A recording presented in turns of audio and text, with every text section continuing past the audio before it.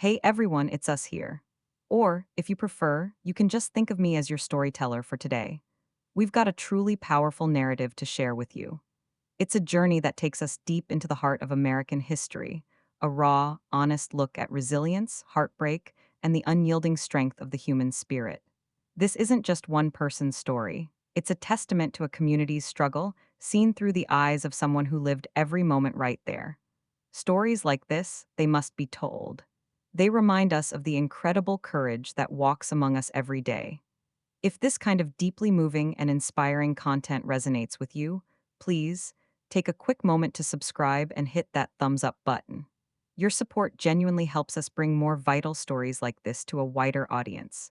And as always, let us know in the comments below where you're tuning in from today. We love hearing from you. Now, settle in. We're about to welcome Clara Mee Jenkins, a wonderful woman who knew Miss Ellie intimately, and she's here to paint a vivid picture of a life well lived. Well, now, good to be with y'all today. My name is Clara Mee Jenkins. I've been a Birmingham woman my whole life, born and raised, and let me tell you, I've seen a thing or two come and go in this world. When the invitation came to talk about Eleanor Johnson, Miss Ellie, bless her heart, my heart just swelled right up. You know, some folks, they just make you believe in the impossible, even when everything around them is trying to crush their spirit. And Eleanor, she was certainly one of them. When you meet Miss Ellie today, all silver hair and that gentle smile, you might never guess the storms she's weathered. But every single line on her face, honey, it tells a story. It's a badge of honor, earned through grit and grace. And I was there for a good many chapters of it. I remember 1947 like it was etched into my soul. I was just a few years older than Eleanor back then, living just down the street. That year, a shadow fell not just over her little house, but over our whole community. Eleanor was just 7 years old when her mama, May Johnson, passed on. May was a vibrant soul, truly. Their home, though humble, it just sang with love because of her. She had this almost magical touch, could turn anything into something beautiful. An old flour sack became a gorgeous dress under her nimble fingers. Leftover cornmeal. Oh, she'd bake the most heavenly bread you ever did taste. May worked as a housemaid for the wealthy Montgomery family across town. I'd often see her walking early mornings, head held high. Her only good dress starched just so, hair tucked neatly under her scarf. That summer day, the air was thick, heavy with the buzzing of cicadas. Then came the news. My own mama burst in, her face drained of color. May Johnson, there's been an accident. The details trickled out later, whispered amongst the grown-ups. Words not meant for little ears. They said May fell down the grand staircase while polishing the banister. An accident, they called it. But us women, especially those of us who knew the unspoken rules of the South, we knew different. One of the other maids, God bless her brave soul, she risked everything to tell the truth. She said Mrs. Montgomery had shoved May, pushed her right down those stairs. All because of a broken teacup. A priceless family heirloom, they clucked, as if any piece of porcelain could ever be worth a precious human life. Historical context for viewers. In the Jim Crow South, violence against black domestic workers by white employers, though often unreported or misclassified, was not uncommon. Justice for these acts was extremely rare, reflecting the systemic devaluation of black lives. The funeral, oh, that funeral.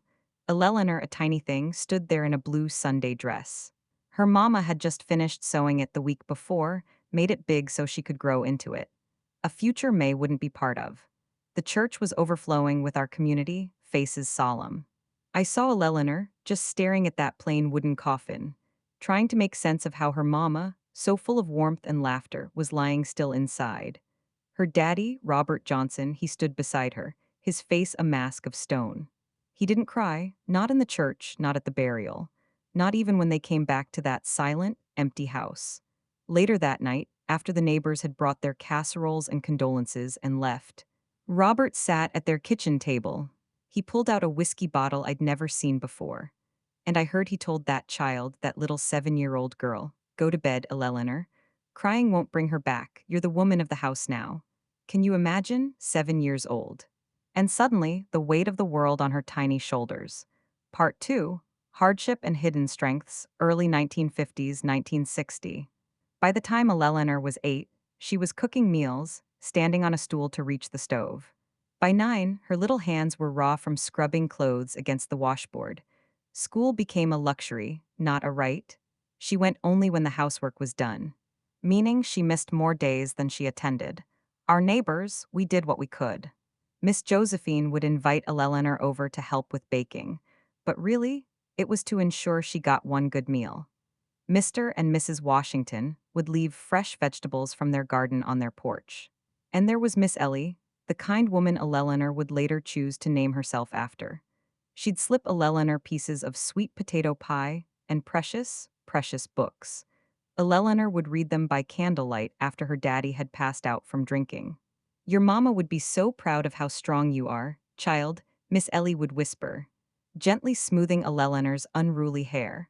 But she'd want you to keep that smart mind growing, too. It was that Miss Ellie who spoke to Eleanor's teacher, Mrs. Johnson, about her situation. After that, Mrs. Johnson started sending homework home for Eleanor with the Washington children.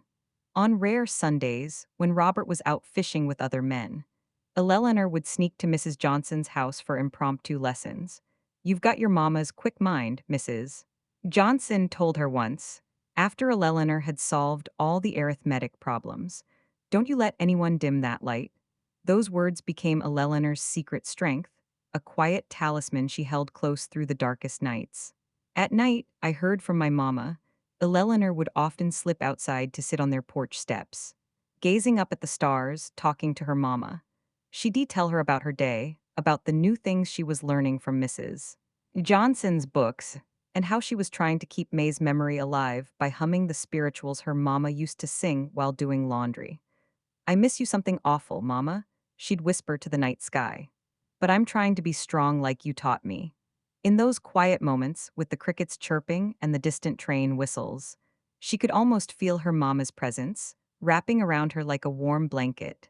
Those fleeting moments of peace sustained her through each day, growing up far too fast in a world that seemed determined to break her. The first time her daddy raised his hand, Eleanor was 11 years old. She deburned the cornbread, the only food they had left until payday. His palm struck her cheek with such force that she stumbled backward, hitting the hot stove. The searing pain on her lower back was immediate and blinding. But it was the look in his eyes that truly terrified her. No remorse, no shock, just a cold, empty gaze that told her a line had been crossed. And there was no going back from that. From that day forward, life in their little house became a dangerous dance. Anticipating his moods, trying to make herself invisible when the whiskey bottle appeared, and enduring the punishments that came when she couldn't vanish fast enough. Most nights, she'd wait until his snores filled the house before tending to her injuries, cooling burns with precious well water, pressing damp cloths to bruises, biting down on a folded rag to muffle her cries when the pain was too much to bear. In the mornings, she'd silently cover any visible marks with long sleeves or high collars. Regardless of the Alabama heat, we neighbors, we saw, we knew, you could see it in our pitying glances, in how conversations would abruptly stop when she approached. But in our community in the 1950s South, family business stayed family business. The authorities wouldn't intervene for a colored child being disciplined by her father. Not when they consistently turned a blind eye to far worse injustices every single day. Contextual statistic. In the Jim Crow South, racial discrimination meant that black children had virtually no legal protection from abuse, and law enforcement often ignored or even condoned violence within black communities. By 1953, as Eleanor approached her 13th birthday, the world outside was shifting. Brown v. Board of Education had just been decided by the Supreme Court, though we all knew it would be years before any true integration would reach Alabama. Eleanor would listen to the radio, hearing reports about the decision, the fierce resistance to it, and about a young minister named Dr. Martin Luther King Jr. He was beginning to speak about dignity and justice in ways that made powerful people very, very uncomfortable. One evening, as she was preparing dinner, listening to one of these reports, her daddy came home earlier than expected. He ripped the radio cord from the wall, his face contorted with rage. Filling your head with dangerous ideas, he growled. That's what got your mama killed, thinking she was equal to white folks. It was the first time he'd ever suggested May's death wasn't an accident. And the implication, it hit her like a physical blow. That night, as she lay on her thin mattress, nursing fresh bruises, Eleanor made a solemn promise to herself she would find a way out. Not just for her own safety, but to honor Mama's memory. In a way that hiding and surviving never could. She didn't know how, she just knew it had to be. Somewhere beyond the confines of their small house. Beyond the cruel limitations of the Jim Crow South. There had to be more. There had to be the possibility of freedom. Not just from her daddy's fists, but from a system designed to keep folks like us small and afraid. Looking back now, I truly believe that was the moment a seed of resistance took root deep in her heart. It would take years for that seed to fully bloom, but in that moment of pain and profound clarity, something fundamental shifted within her. She was no longer just trying to survive until she could escape. She was beginning to envision a different world, a world truly worth fighting for. And fight she would, though the battles ahead would test every ounce of strength and courage she possessed. As 1960 dawned, Eleanor had lived through 6 long years under her father's increasingly tyrannical rule. Birmingham, my city, was on edge.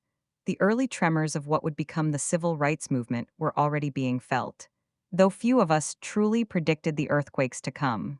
For a black girl of 16, living under the shadow of violence, these changes seemed both impossibly distant and tantalizingly close. The day she turned 16, her daddy didn't acknowledge her birthday. No surprise there. He hadn't marked the occasion since May passed. But this particular morning, he did something unexpected. He tossed a crumpled newspaper across their worn kitchen table as she served his breakfast. Job listing, he grunted, pointing at a circled advertisement. Maid position with the Williams family. You start Monday. Eleanor's heart just sank as she read the details. The Williams family lived in Mountain Brook, the wealthiest white neighborhood, almost 2 hours away by bus. Working there would mean the end of any hope she had of returning to school. But Daddy, she began hesitantly. Mrs. Johnson said if I can finish this year, I might qualify for the back of his hand connected with her mouth before she could finish. The metallic taste of blood filled her mouth as he leaned in close. Whiskey fumes heavy on his breath even at 7 in the morning. You think you're better than your mama? Too good to clean white folks' houses? His voice was dangerously quiet. Education won't save you from what you are. Best you learn that now. So, that Monday, she started. The Williams house was an imposing 2-story colonial with white columns and perfectly manicured gardens. A world away from our decaying neighborhood. Mrs. Williams, thin with perpetually pursed lips, would inspect her work with a white-gloved finger. Pointing out dust Eleanor literally couldn't even see. Mr. Williams was rarely home, but when he was, Eleanor learned to make herself scarce. There was something in the way his eyes followed her that made her skin crawl. The family had 2 children. A girl Eleanor's age named Catherine, who never acknowledged her existence, and a boy named James, 12 years old, already practicing the casual cruelty he'd observed in the adults around him. He would deliberately spill things after she'd cleaned or hide items and claim she'd stolen them. Eleanor's days began at 4:30 a.m. to catch the first bus and ended well after dark. The pay was pitiful, most of which Daddy took for room and board. But the job came with one unexpected blessing. Mrs. Williams insisted Eleanor take home their leftovers rather than waste good food on garbage. Those scraps often constituted the only decent meals she had all week. One evening, in early 1961, Eleanor returned home to find her daddy sitting with a man she'd never seen before. Mr. Clayton, a foreman at the steel mill and nearly 30 years her senior. As she entered, they fell silent, eyeing her in a way that made her instinctively back toward the door. There she is, Daddy said, his words slightly slurred. Ain't she something? Looks just like her mama at that age. Mr. Clayton nodded approvingly, his gaze traveling over her in a way that made her want to disappear into the floorboards. She'll make a good wife, he agreed, as if she weren't standing right there.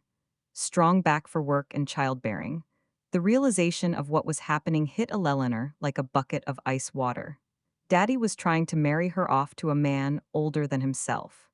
Later, She would learn that Mr. Clayton had offered to forgive a substantial gambling debt in exchange for her hand. She was being traded like livestock to settle her father's accounts. That night, she cried silently into her pillow, thinking of Mama and wondering what she would do. For the first time, she seriously considered running away. Though the stories of what happened to young black girls on their own were enough to make her blood run cold. Where would she go? How would she survive? The questions swirled in her mind like autumn leaves caught in a whirlwind. The following Sunday, desperate for any guidance, Eleanor lingered after church service to speak with Reverend Jackson. He was a kind man who had presided over Mama's funeral, and one of the few people Daddy still showed a modicum of respect toward. She confided her situation in hurried whispers, aware that several church ladies were watching with curious eyes. Reverend Jackson's face grew grave as he listened. When Eleanor finished, he placed a gentle hand on her shoulder. "The Lord doesn't intend for a child to be sold in marriage," he said firmly. "Leave this with me, Eleanor. Come to the parsonage tomorrow afternoon." The next day, she slipped away from the Williams house during her lunch break. Heart pounding with fear of being discovered, Mrs. Jackson ushered her into their modest home, where she found Reverend Jackson sitting with a middle-aged couple she recognized vaguely from church, the Hendersons. "Eleanor," Reverend Jackson began. "The Hendersons' daughter has moved to Detroit for work. They have a room to spare and are willing to take you in as a boarder. Mrs. Henderson needs help with her seamstress business, which would provide you with decent employment." Hope flared in Eleanor's chest, bright and painful. "But Daddy," she started. "Leave your father to me," he interrupted gently. "There are ways to handle this that protect everyone involved." What followed was a delicate negotiation, conducted entirely without her presence. She was told only that Reverend Jackson had convinced her father that Eleanor's marriage to Mr. A. Clayton would bring shame upon their family in the eyes of the church community. Instead, he proposed that she would bring more value as a working boarder with the Hendersons, with a portion of her wages still going to her father. Given the choice between social ostracism and a continued income stream, Daddy reluctantly agreed. 2 days later, Eleanor moved her meager belongings. 3 dresses, a pair of worn shoes, Mama's Bible, and a faded photograph of her into the Hendersons' spare room. The space was small but clean, with a real bed, not just a mattress on the floor, and a window that overlooked Mrs. Henderson's carefully tended vegetable garden. After years of walking on eggshells, the peace of that room felt almost disorienting. Mrs. Henderson was strict but fair. Under her tutelage, Eleanor learned the fine art of dressmaking, how to take accurate measurements, cut patterns, and create garments that flattered various body types. Her fingers, already nimble from years of necessary mending, quickly adapted to the precise requirements of her business. Soon, she was not just assisting, but creating dresses of her own design, which became popular among the young women in our community. "You have a gift, child," Mrs. Henderson remarked one evening as they finished a wedding dress for the daughter of a local deacon. "Your mama must have taught you well."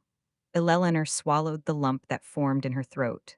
"She taught me the basics, but mostly I just remember watching her hands work magic with needle and thread." For the first time in years, she began to feel something like peace. Though she still sent money home to Daddy each week, delivered by Mr. Henderson to avoid any direct contact, she was effectively free of his daily torments. The Hendersons treated her with a respectful kindness that felt foreign after so many years of abuse. They insisted she attend church regularly and encouraged her to join the youth choir, where her voice, unused for so long except for necessary communication, rediscovered the hymns Mama had taught her. It was in this choir that she met Samuel Davis, a tall young man with serious eyes and a quiet dignity. That set him apart from other boys our age. His father was a Pullman porter on the railroad, a prestigious position that allowed their family slightly more comfort than most in our community. Samuel was one of the few young men our age who hadn't already left for factory work in the north. Having secured an apprenticeship with a local carpenter, "You have a beautiful voice," he told her shyly after practice one evening. Like angels whispering. Eleanor blushed at the compliment, unaccustomed to kind words from anyone, much less a handsome young man. Over the following months, a cautious friendship blossomed between them. He'd walk her home from choir practice, always careful to keep a respectable distance. Under Mrs. Henderson's watchful eye, they'd talk about music, about his carpentry work, about dreams. That seemed impossible, yet were worth holding on to. My daddy says there's going to be changes coming, Samuel confided one evening. As they sat on the Hendersons' front porch swing, says this Dr. King fellow is waking people up, making them see what's been happening right under our noses all along.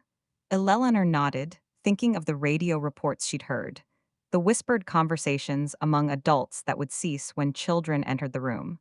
Do you really think things could be different? She asked, trying to keep the desperate hope from her voice. Samuel's expression grew solemn. They have to be. Men can't keep other men or women in chains forever without something breaking. Part 4. Facing the Fire Hoses, April-May 1963. By late 1962, rumors of organized protests were sweeping through Birmingham's black communities. Dr. King and Reverend Shuttlesworth were planning something big. Something that would force the nation to see the brutal reality of segregation. In the most violently divided city in America, Birmingham at that time was known as Bombingham for a reason. Historical context for viewers. From 1945 to 1963, there were 50 unsolved bombings of black homes and churches in Birmingham, earning it the grim nickname. The city's public safety commissioner, Bull Connor, was notoriously committed to maintaining segregation. The Hendersons were cautiously supportive of the movement, but worried about the potential for violence. Mr. Henderson had seen firsthand the brutality of Bull Connor's police force, and feared for the safety of anyone who dared to challenge the established order. Sometimes standing up is the only choice left, Samuel argued during Sunday dinner. At the Hendersons' table, where he had become a regular guest. If we keep waiting for the right time, our grandchildren will still be drinking from colored water fountains. Mrs. Henderson clucked her tongue disapprovingly, though Eleanor could see the conflict in her eyes. There's standing up and then there's putting yourself in the path of men, who think nothing of turning fire hoses on human beings. The Lord calls for wisdom alongside courage. Eleanor listened to these debates with increasing interest. The seed of resistance that had taken root years ago was now growing stronger. Though she rarely contributed to these discussions, preferring to observe and absorb, her mind was alive with questions and possibilities she'd never allowed herself to consider before. Her relative peace was shattered in February 1963 when Mr. Henderson arrived home, ashen-faced from delivering Eleanor's weekly payment to her daddy. "Your father's sick, Eleanor," he said quietly. "The doctor says it's his liver. He's asking for you." A tangle of emotions knotted in Eleanor's stomach: fear, residual anger, and an unexpected pang of pity. Despite everything he'd done, everything he'd failed to be, he was still the man who had once swung her high on his shoulders and called her his songbird before hatred and grief had consumed him. The house looked smaller than Eleanor remembered, the paint peeling in long strips like dead skin. Inside, the smell hit her immediately: illness and neglect, unwashed sheets, and stale whiskey. Her daddy lay on the same bed he'd shared with Mama. His once powerful frame wasted to almost nothing. His skin had a yellowish tint, and his eyes, when they focused on her, showed a clarity Eleanor hadn't seen in years. "Eleanor," he croaked, his voice a dry rustle. "You came." She nodded, standing awkwardly in the doorway, unsure how to proceed. Part of her wanted to turn and run, another part felt rooted to the spot. By obligation or curiosity, she couldn't tell which. "Sit," he said, gesturing weakly to the edge of the bed. When she hesitated, something like shame crossed his face. "Please, I won't hurt you. Those days are done." Cautiously, Eleanor perched on the very edge of the mattress, ready to spring away if needed. Up close, she could see how death had already begun to claim him, hollowing his cheeks and sinking his eyes. "I ain't been right since your mama died," he said after a long silence. "Took the best of me with her. That's no excuse for what I done to you." He paused, each breath visibly paining him. "I don't expect forgiveness. Just wanted you to know I see what I did. Too late, but I see it." Tears pricked at Eleanor's eyes, unexpected and unwelcome.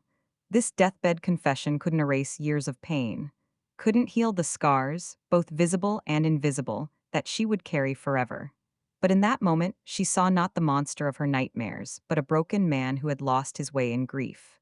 I forgive you, Eleanor heard herself say, the words emerging before she'd consciously formed them. Not for you, for me. So I don't have to carry your sins alongside my scars. He nodded once, a tear slipping down his sunken cheek. You got her strength, her heart, best parts of both of us. They sat in silence after that, the weight of years and unspoken words hanging between them. Eventually, his breathing grew more labored, and Eleanor called for the doctor waiting in the next room. Her daddy died 3 days later, with Eleanor reading from Mama's Bible at his bedside. The funeral was sparsely attended, a testament to how thoroughly he had isolated himself from the community. That might have helped him heal. As they left the cemetery, Samuel took Eleanor's hand in his, a public gesture that would have been unthinkable just months before. You're free now, he said quietly. Eleanor looked back at the fresh grave beside her mother's older one. Yes, she agreed, feeling the truth of it settle into her bones. And it's time I figured out what that means. Little did any of us know that the path to true freedom would lead her into the heart of a movement that was about to shake Birmingham and the nation to its very foundations. The spring of 1963 was approaching, and with it, a baptism by fire. That would transform Eleanor from a survivor into a true fighter. April 1963 arrived with an electricity in the air that seemed to vibrate through Birmingham streets.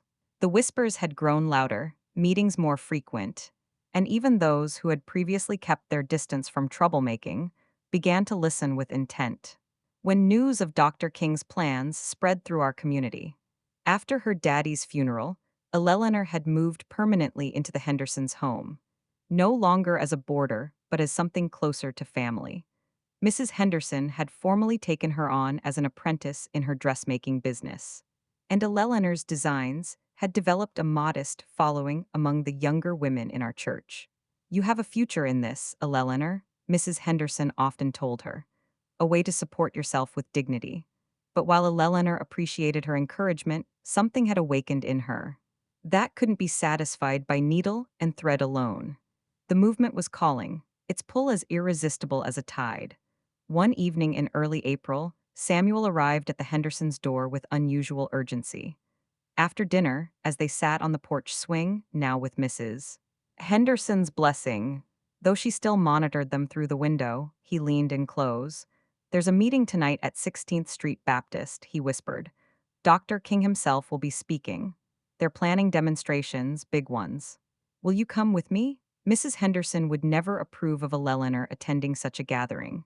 Though sympathetic to the cause, she feared the violence that would inevitably follow. Eleanor glanced back at the window where Mrs. Henderson's silhouette was visible through the curtains. Tell her we're going for a walk to discuss wedding plans, Samuel suggested with a mischievous smile. That made Eleanor's heart flutter, despite the seriousness of the moment. It wasn't entirely a lie, though no formal proposal had been made. They had begun to speak of a future together, a modest home, perhaps children someday. Mrs. Henderson, eager to see Eleanor settled respectably, had encouraged the courtship, unaware that Samuel's involvement in the movement ran far deeper than occasional dinner table discussions. The church was packed beyond capacity when they arrived, the air thick with anticipation and the mingled sense of pomade, perfume, and perspiration. They squeezed into a spot near the back just as Reverend Shuttlesworth rose to introduce Dr. King. Eleanor had seen photographs in newspapers, heard his voice on radio broadcasts, but nothing prepared her for the physical presence of the man himself.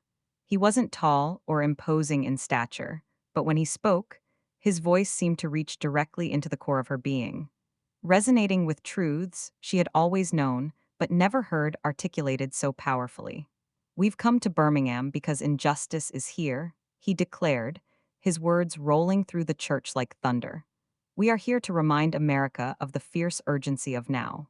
As he outlined the planned campaign of nonviolent direct action, boycotts of downtown businesses, sit-ins at segregated lunch counters, and mass marches that would almost certainly result in arrests, Eleanor felt a surge of both terror and exhilaration. This was dangerous, potentially deadly work. Bull Connor's reputation for brutality was well earned. His officers and fire department were notorious for their enthusiasm in suppressing even the most peaceful black gatherings. Yet, sitting in that church, surrounded by people who had decided that dignity was worth risking everything for, Eleanor understood with sudden clarity that this was what Mama would have wanted for her. Not just survival, but the courage to stand for something larger than herself. After the speech, volunteers were called forward to receive training in nonviolent resistance techniques. Without a conscious decision, Eleanor found herself rising from her seat, Samuel's hand clasped tightly in hers. Eleanor, he whispered, surprise evident in his voice. Are you sure? She nodded, unable to articulate the certainty she felt. This was right. This was necessary. This was perhaps what I had been preserved through years of hardship to do.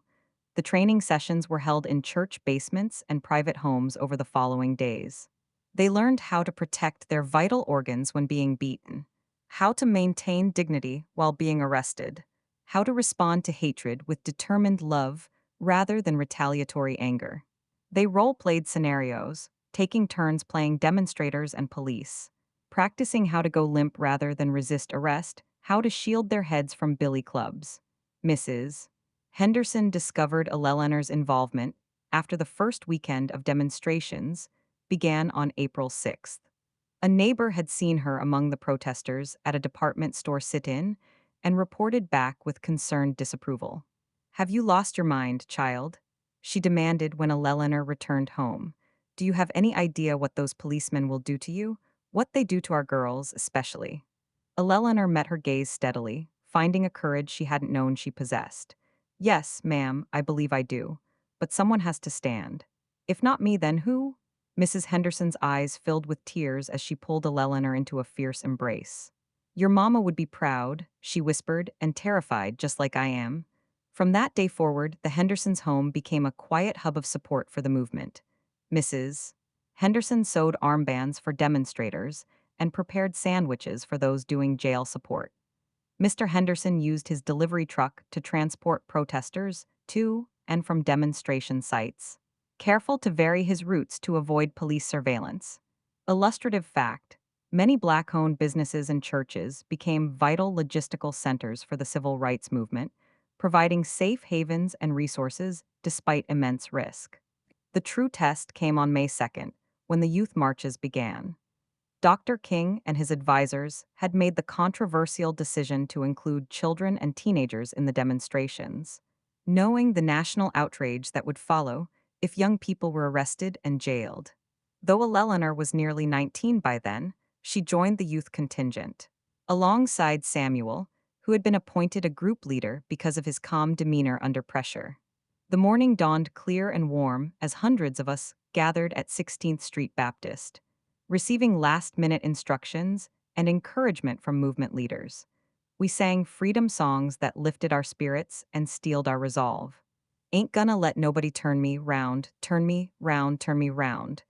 I'm gonna keep on walkin', keep on talkin', marchin' up to Freedom Land. As we prepared to exit the church in orderly groups of 50, a young minister I knew as Reverend Abernathy addressed us. Remember, he said, no matter what happens today, you are fighting for your dignity, for your future, and for generations yet unborn. Walk with pride, meet hatred with love, and know that the eyes of the world are watching.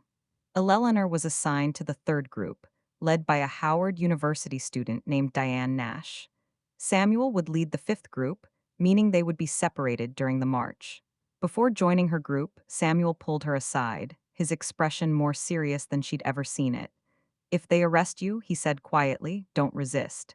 Give them your real name. The lawyers will find you faster that way. If they hurt you, his voice caught, remember, you're not alone.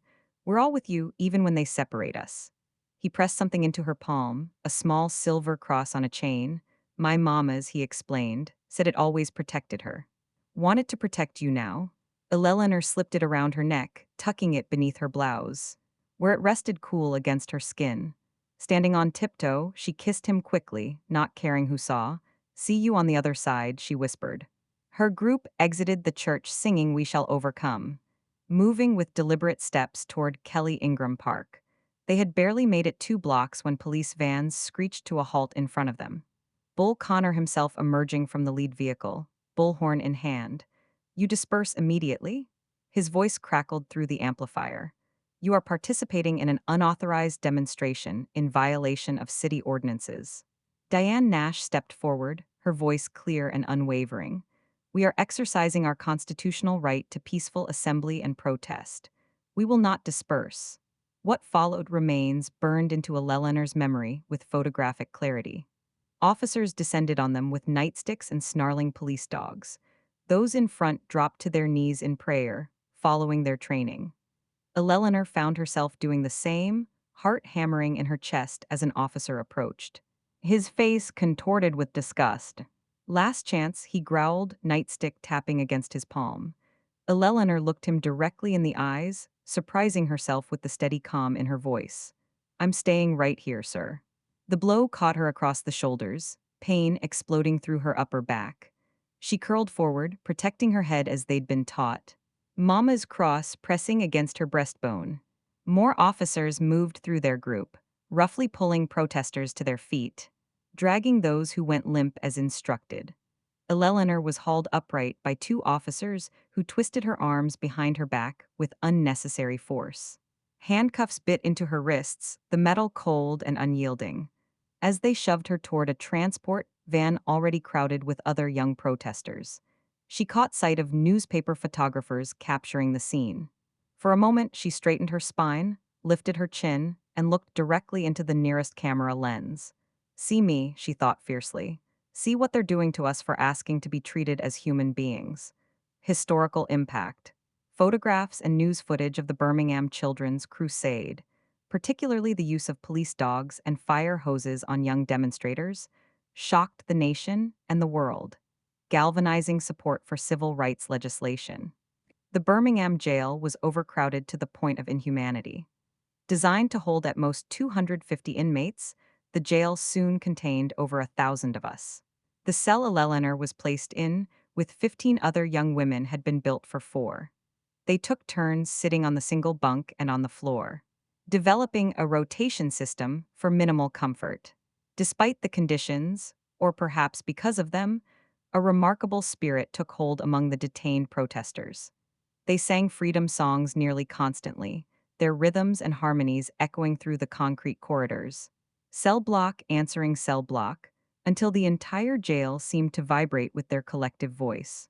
Guards shouted for silence, pounded batons against cell bars, but the singing would only quiet momentarily before rising again, often from a different section of the jail. On the 3rd day of their detention, a guard appeared at their cell. "Johnson," he barked, "Eleanor Johnson, visitor." Her cellmates helped her to her feet, offering whispered encouragement. As she was led down the corridor, to a small visitation room divided by a mesh screen. To her surprise, it wasn't the Hendersons or Samuel waiting for her.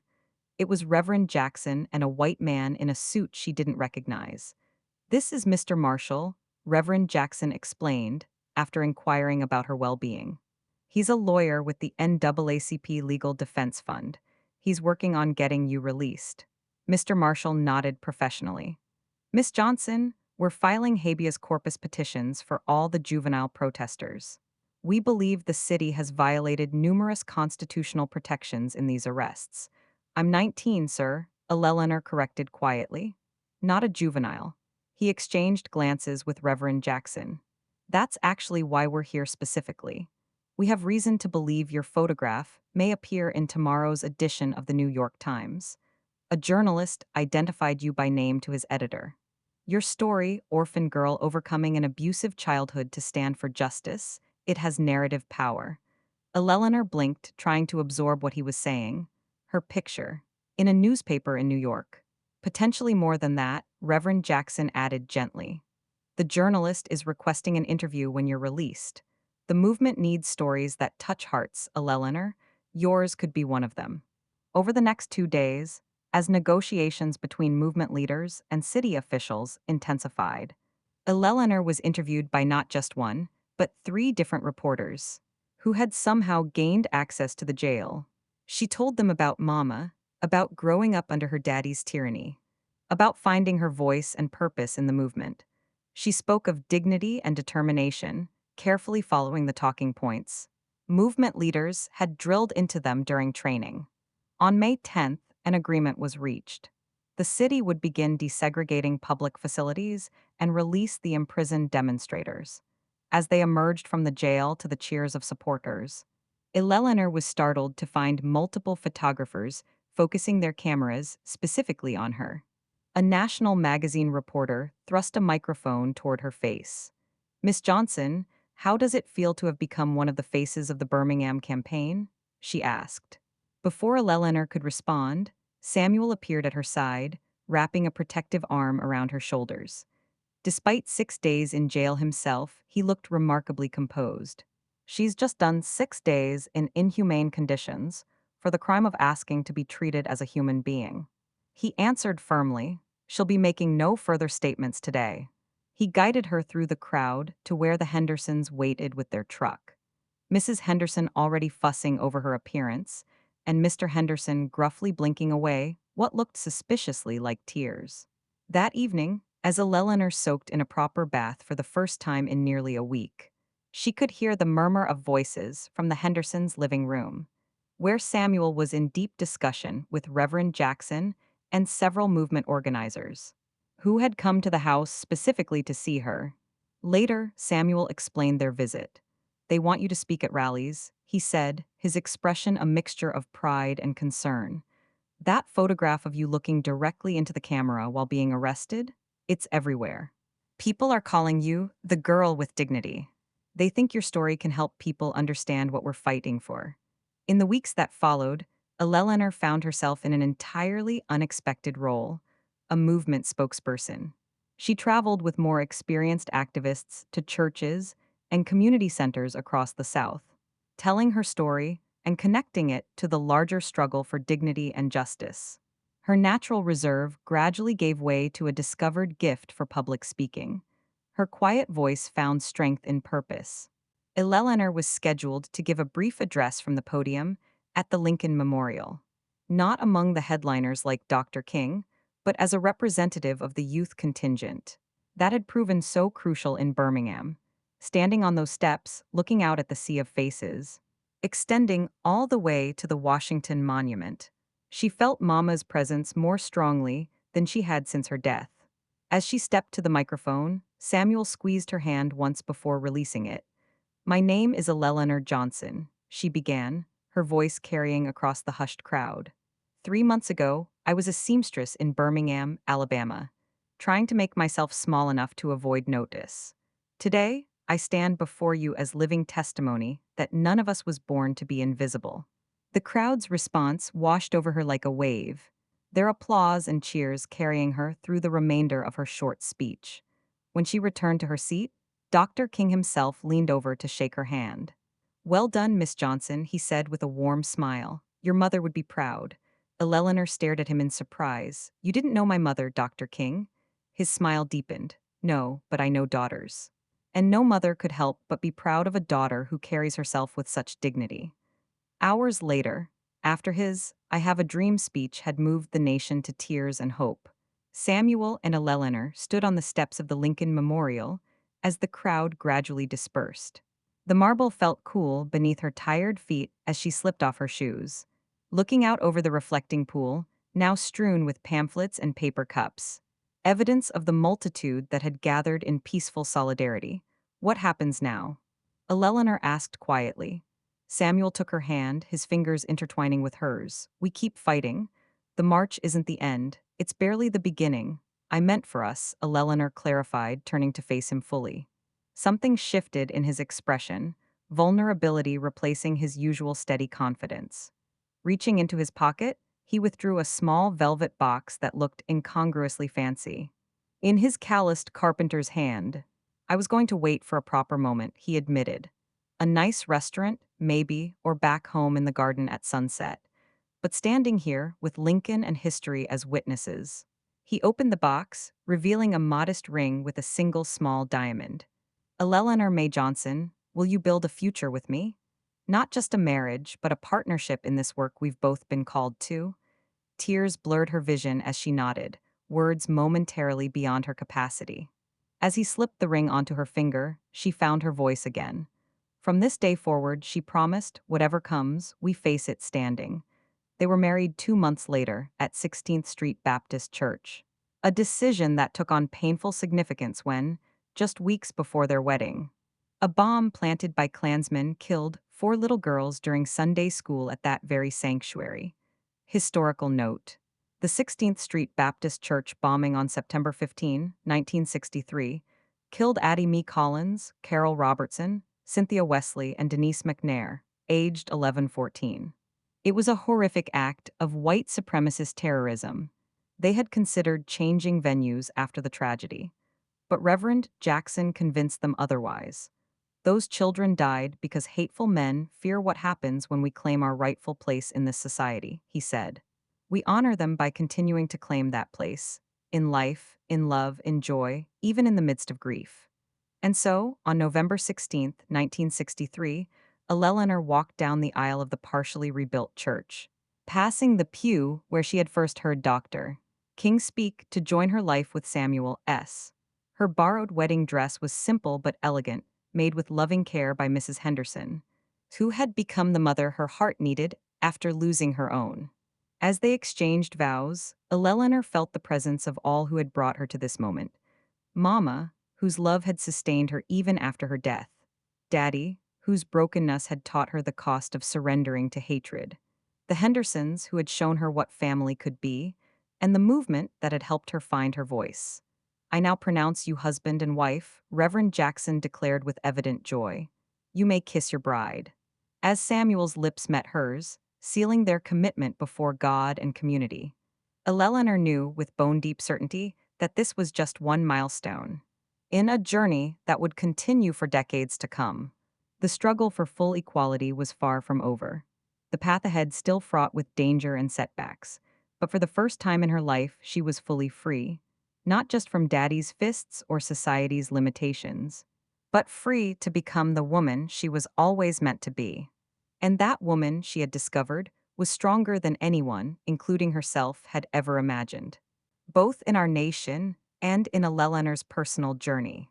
They began their married life in a modest one-bedroom apartment not far from the Hendersons, with Samuel continuing his carpentry work while Eleanor divided her time between Mrs. Henderson's dressmaking business and increasingly frequent speaking engagements for the movement.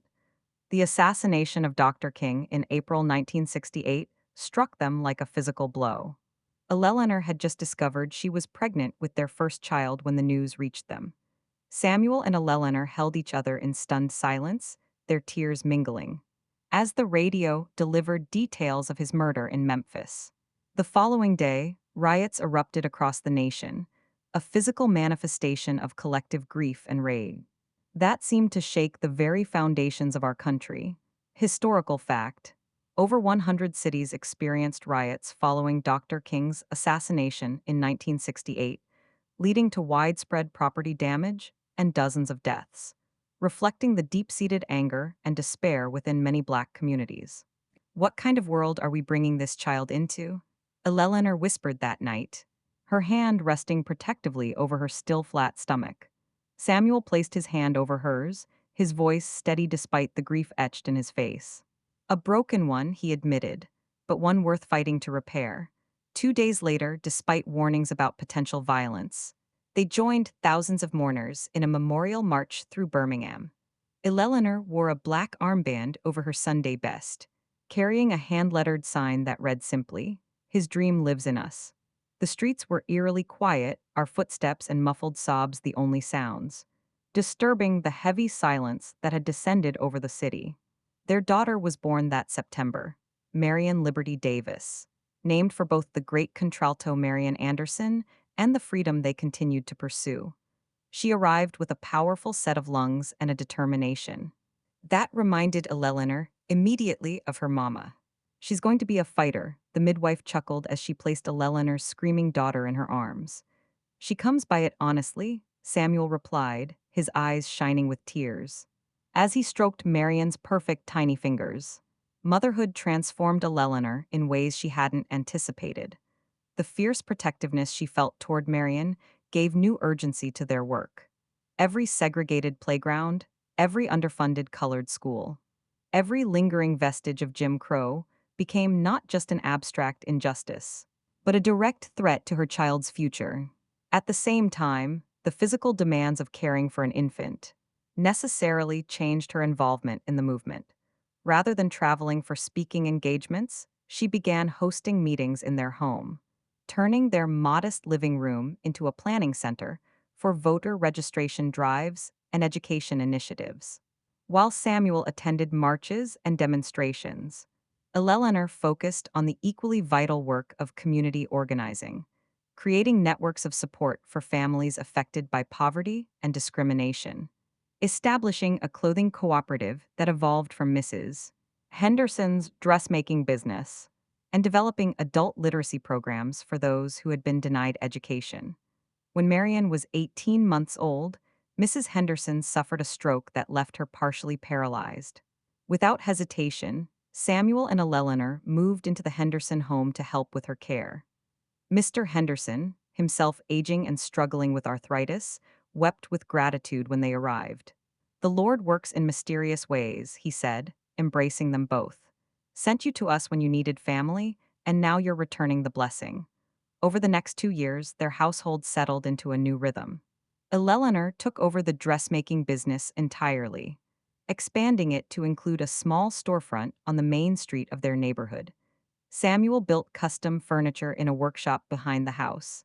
His reputation for quality craftsmanship, bringing orders from increasingly diverse clientele, including several white families who would never have considered patronizing a black business just a few years earlier. Marian thrived in this multi-generational household, toddling between Grandpa Henderson in his rocking chair and Grandma Henderson in her sickbed, bringing smiles to both with her infectious giggles and emerging personality. Mrs. Henderson, though physically diminished, became Eleanor's daughter's first teacher, patiently helping her form letters and numbers with weakened hands. That still remembered decades of precise stitch work. In 1970, their family expanded again with the birth of their son, Martin Samuel Davis. While his sister had entered the world with dramatic flair, Martin arrived quietly, his thoughtful gaze seeming to take in everything around him from his earliest days. "He has an old soul," Mrs. Henderson declared, cradling him with her good arm, while Marian pressed close, examining her new brother with intense curiosity. That same year brought another significant change. Eleanor was offered a position as a community liaison for a new federal program aimed at improving healthcare access in underserved areas. The role combined her organizing experience with her growing passion for addressing the health disparities that plagued our community. "They're offering how much?" Samuel asked incredulously when she showed him the salary letter.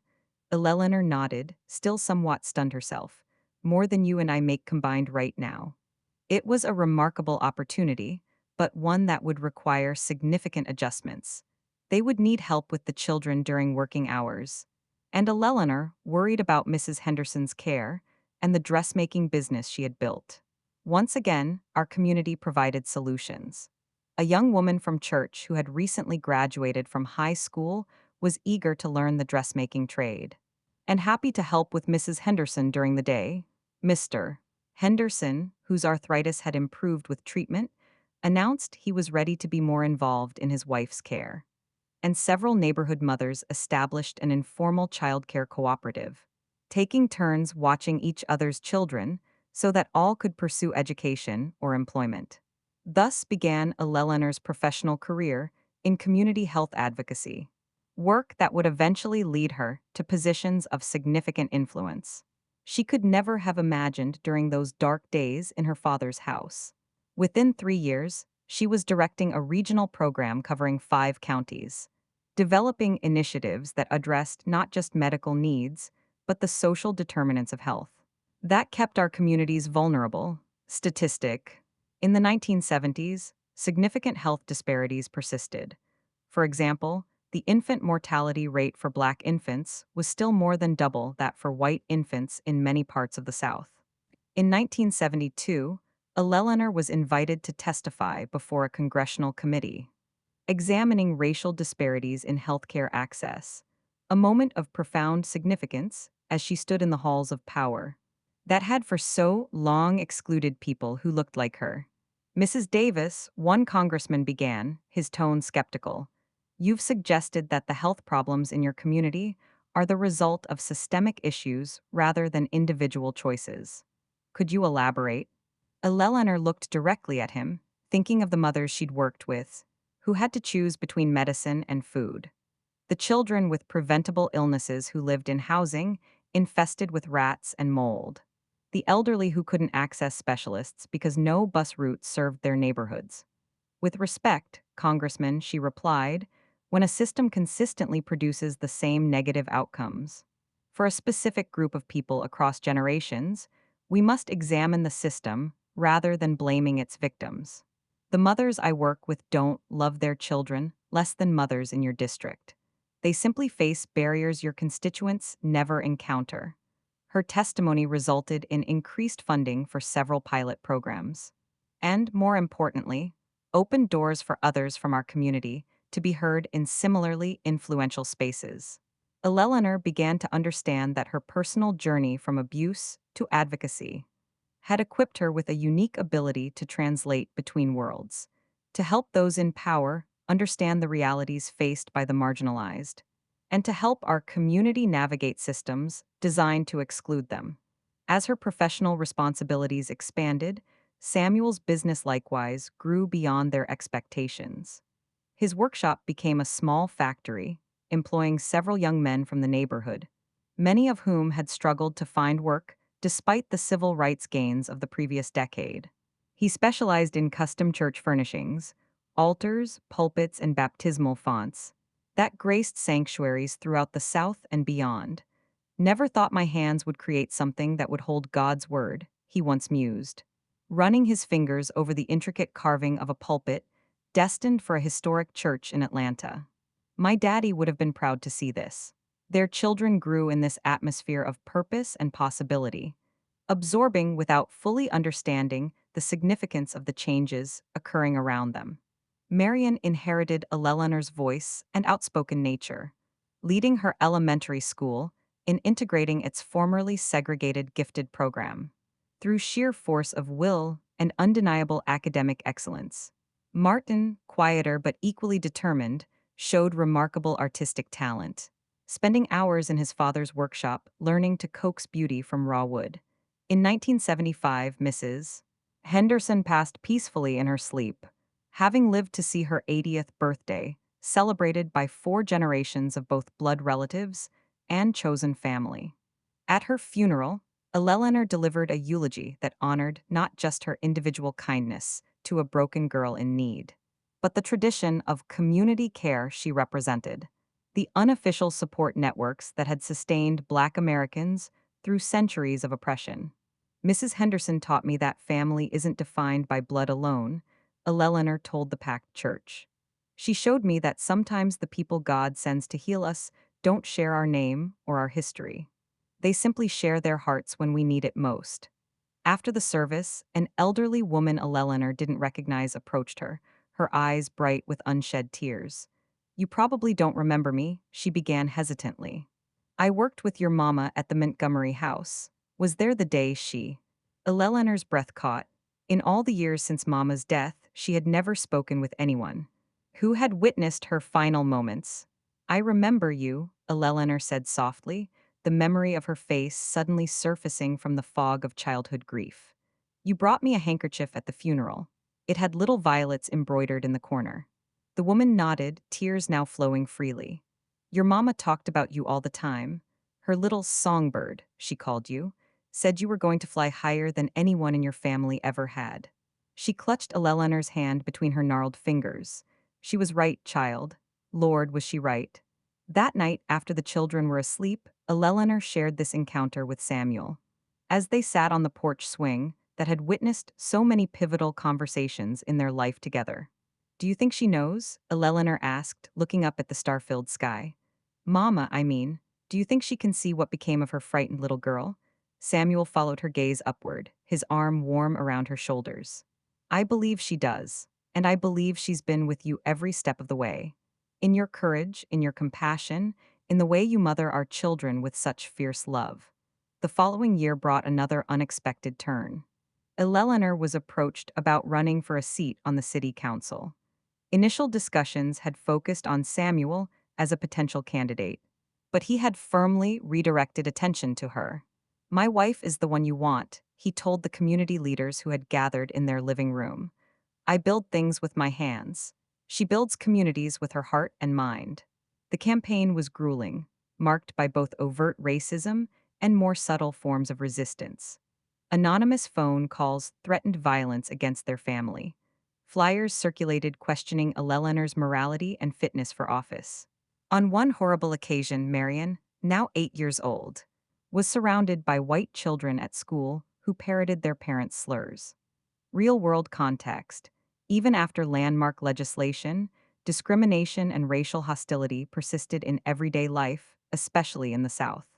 Yet, for every act of hatred, there were multiple expressions of support. Volunteers from across the city, including an increasingly visible contingent of white allies, staffed phone banks, distributed literature, and organized neighborhood forums. Local business owners contributed to their modest campaign fund. And most moving of all, elderly community members who had never voted before completed registration paperwork, many signing with X's because they had been denied the education needed to write their names. Historical context. Despite the Voting Rights Act of 1965, many elderly Black Americans in the South had lived their entire lives under systematic disenfranchisement, and getting registered to vote was a monumental, often emotional, step. On election night, surrounded by family and supporters in the fellowship hall of 16th Street Baptist Church, Eleanor watched in stunned silence as the results were announced. Eleanor Johnson Davis had become the first Black woman elected to the Birmingham City Council, winning by a margin that defied even our most optimistic projections. Speech, speech. The crowd chanted as Eleanor stood frozen, Samuel's steadying hand at the small of her back. She approached the microphone slowly, her mind racing back through the improbable journey that had brought her to this moment, from a terrified child hiding from her father's rage, to a woman entrusted with shaping policy for the very city that had once denied her basic humanity. When I was a little girl, she began, Birmingham taught me painful lessons about who mattered and who didn't in this world. Today, Birmingham has taught me something else. That change, while never easy and rarely swift, is always possible when people of courage stand together. Looking out at the sea of faces before her, black and white, young and old, those who had marched alongside her in 1963, and those not yet born when those marches occurred. She felt the weight of responsibility and the surge of possibility in equal measure. I stand before you tonight as living proof, she declared, that we are not defined by our wounds, but by our healing, not limited by our beginnings, but liberated by our capacity to begin again. And most importantly, not isolated in our suffering, but connected in our shared humanity. As applause filled the room, Eleanor caught sight of Marion and Martin in the front row, their faces shining with pride and something more profound, the unquestioned belief that they could achieve whatever they set their minds to. For them, a Black woman in leadership was not revolutionary, but expected. Their horizons would not be limited by the boundaries that had constrained Eleanor's. In that moment, I understood the true arc of her journey, from victim to advocate to leader. Each step, even the painful ones, had been necessary to forge the woman she had become. A woman capable of not just surviving adversity, but transforming it into purpose. A woman whose voice, once silenced by fear, now resonated with authority. In rooms where decisions affecting thousands were made, the abused child she had been could never have imagined the life she now lived. Yet, somewhere deep within that frightened girl had existed the seeds of the strength she now possessed. Seeds nurtured by her mother's brief but powerful love, by the communities that had embraced her, by the movement that had shown her the power of collective action, and by her own stubborn refusal to be defined by her wounds. As the celebration continued around her, Eleanor slipped outside for a moment alone. The night air was cool against her skin as she looked up at the same stars she had once confided in as a lonely child. But she was no longer alone, no longer silenced, no longer small. "We did it, Mama," she whispered to the glittering sky. "Your songbird learned to fly." And in the gentle breeze that stirred the trees above her, I could almost hear her mama's answer. "I never doubted you would, child. I never doubted you would." So that's Eleanor, Miss Ellie. As I sit here today at 86 years young, looking back on her life, council seats, congressional testimonies, community health initiatives, educational foundations, I'm most proud not of the accolades, but of the legacy she built. Her children, her grandchildren. Marion became a civil rights attorney, fighting modern manifestations of those same injustices. Martin established arts programs for at-risk youth, healing trauma through creativity, just as Eleanor once found solace in song. And when her grandchildren ask her how she found the courage to overcome such a painful beginning, I know she tells them the truth. Courage isn't the absence of fear. It's the decision that something matters more than fear. For Eleanor, that something was the determination that the violence of her childhood would not define her future or theirs. Every wrinkle on her face, every gray hair on her head, every scar, visible and invisible, that she carries, they all tell the story of a journey from darkness into light. A journey that reminds us all that no matter how broken our beginnings, our endings are still ours to write. And that, my dears, is how a frightened little girl became the woman you know today. Not by forgetting her past, but by refusing to let it dictate her future. Wow, just wow. Thank you, Clara Me, for sharing such a powerful story with us today. Miss Ellie's journey truly is a beacon of hope and resilience. If this story touched your heart the way it touched ours, please don't forget to like this video and subscribe to the channel. Your support truly means the world to us and helps us bring more incredible stories like this one to you. See you next time, everyone. Stay strong and keep fighting for what's right.